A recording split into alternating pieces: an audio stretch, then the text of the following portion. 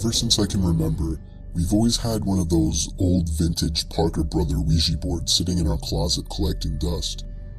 When I was a kid, I always wondered what it was. From the box, it seemed like a horrible board game, until one day I found out what a Ouija board really is, and immediately dug it out of the closet. I insisted on my brother trying it out with me, and eventually got him to play along. We put our hands on the planchette, and I began asking the typical cliche questions like, is there anybody there? And, can you answer me? Other than my brother jokingly moving the planchette around to imitate an answer from some kind of entity, there was no real response. After getting bored, we put the game back in the box. I did a little research that night to find out how to make Ouija boards work. Many people said online that the most ideal environment when using a Ouija board is in a dark room only lit by candles. So when my parents weren't home, I managed to gather like 6 or 7 candles and convinced my brother to try it one more time. I lit the candles and set them around the table in the dining room with all the lights out. We tried one more time. I asked again if there was anybody there. The planchette began to move. I told my brother to stop moving it, but he swore he wasn't. I told him to move his hand away, and he did. It kept moving. My brother thought I was messing with him, but I didn't pay attention. The planchette landed on the word yes. I was only 9, so I was legitimately shitting myself. My older brother had to take over. He asked the question, "Are you a good spirit?" There was a 5-second pause before my brother's hand moved along with the planchette to the word no. We both looked at each other, and at this point I ran to my room and shut the door behind me, but he continued on with the so-called game. I heard his muffled voice come from down in the dining room, when all of a sudden I heard him screaming at the top of his lungs. I ran back downstairs to see what was wrong. He was holding up his shirt, revealing a small open wound that almost looked like a claw mark. He told me to set the fireplace immediately, and I obeyed. He threw the thing in the fireplace and told me to never speak of what happened to anybody. We have never used a Ouija board since. I got a call from my cousin who said that he, his brother, his dad, and his best friend were using a Ouija board in their basement. Prior to starting, they took a large porcelain doll out of the room because it was creepy, and placed it in the adjacent room face down on a pile of towels. My cousin took a short break because the board was just spouting nonsense and he had to go to the bathroom. His dad and brother and friends started asking the board questions without him. One of the questions was, who is in the other room? It just started spouting random numbers, and when my cousin came back into the room, his brother said that it wasn't working, that they were going to put it away, and he showed him the answer to the last question he asked, and he said, "Dude, that's my social security number." Then they started to talk to whatever started spewing answers out. It told my cousin he would die in the Air Force. At this point, they tell the entity they're communicating with to prove itself. It then spelled out the word doll, and they immediately got a bad feeling. They opened the door to check on the porcelain doll they had laid in the other room, and when they opened the door, the doll was standing up right in front of the door, staring at them. Everyone freaked out and ran out of the house. His best friend burned the Ouija board, and I think he temporarily went nuts for a few months. My cousin, for some reason, then joined the Air Force, and is on a base in Europe now. I had some of my friends over one night, so we tried out the Ouija board we found in someone's garbage. It had the board and the glass piece that you hold onto. The 4 of us held onto the piece and asked stupid questions, just messing around. At all times, one of us were moving around the glass piece just to try and fool the others. When one of my friends went to the bathroom and the other got bored, it was just me and one of my other friends still holding onto it. I asked the board when I will die, and the piece started slowly moving to the letter T. I laughed, looking at my friend, thinking it was him, but he just told me that he thought it was me. The piece then moved to the letter O, and then M, and then back to O, and then R, and then I realized that it was spelling out the word tomorrow. My friend let go of it, and it stopped moving, so I was convinced that it was him, but he swore left and right it wasn't him. But here's where it gets horrifying. The next day, while walking my dog to the preserve, My dog's collar suddenly snapped and he was free from the leash.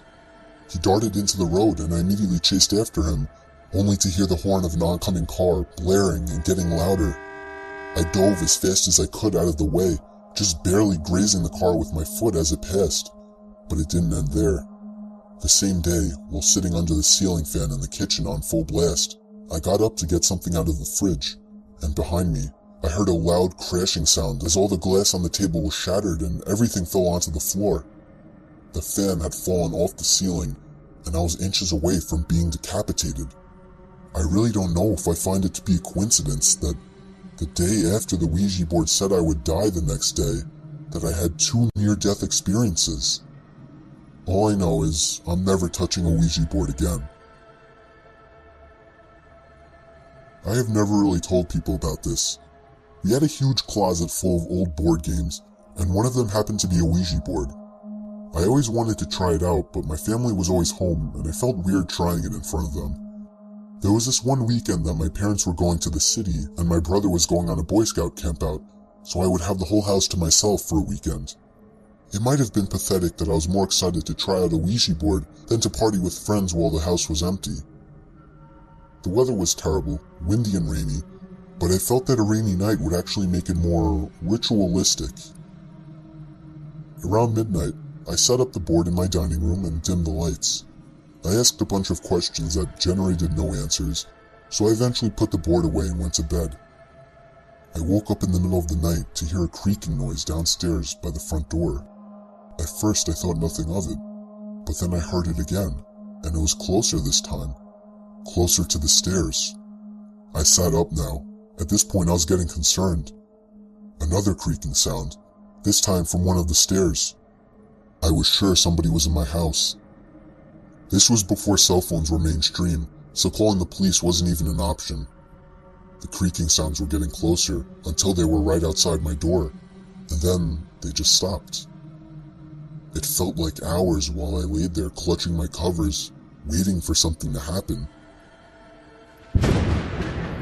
A huge strike of lightning momentarily lit up my bedroom, and I swore I could see some kind of black limb-type object wrapped around the open door. I tried to hold my breath to be as quiet as possible, but what happened next was the worst part. My door suddenly slammed shut, and I couldn't help but let out a shriek. By now I was completely under my covers, shaking and crying and wanting to scream. All the windows in the house were closed, so there was no draft. I just knew something was going to happen, but nothing happened. I sat under my covers for hours, thinking somebody or something was in the room with me. When the sun started to rise, I finally snuck a peek out of my covers. My room was just as empty as before. I somehow found the courage to leave my bedroom and search for any signs of a break-in. Everything looked normal though. No broken windows or unlocked doors. I then spotted the Ouija board on the table again. I have always been kind of superstitious, so I immediately linked the happenings to the Ouija board. I chucked the damn thing in the outside trash can and brought it out front to the curb. Since then, nothing has happened, and I didn't tell anybody about it. You wouldn't understand unless you were in that kind of situation. Then you would agree that nobody would believe a word you say. Nobody really knows except for the people that read my story online. I know for a fact that those events were linked to the Ouija board. I can tell you from personal experience that trying a Ouija board is a huge mistake. It was the summer of 2013. My friend had a vintage Ouija board that was allegedly worth a decent amount of money. My friend agreed to trade it with me for a video game that I never played, so I happily made the trade. I tried using it alone, but it proved to be just a scam. I didn't really expect it to work. I mainly got it just for the money to be made off of it. I threw the stupid thing on the floor of my living room and forgot about it. Everything was going normal until the next morning. I woke up and found that the 2 plants I had sitting on my coffee table had been knocked over, and the Ouija board was sitting on the table. I didn't remember putting it there, nor did I understand how the plants could have fallen over. Wind was definitely not an answer. I wondered if it was possible that I had sleepwalked, Or maybe I was half awake and walked down to get a glass of water and bumped into them or something. I moved everything back in place, but the carpet already had dirt stains on it. I brought the Ouija board box up to my room and tossed it on the floor. Things got bad that night.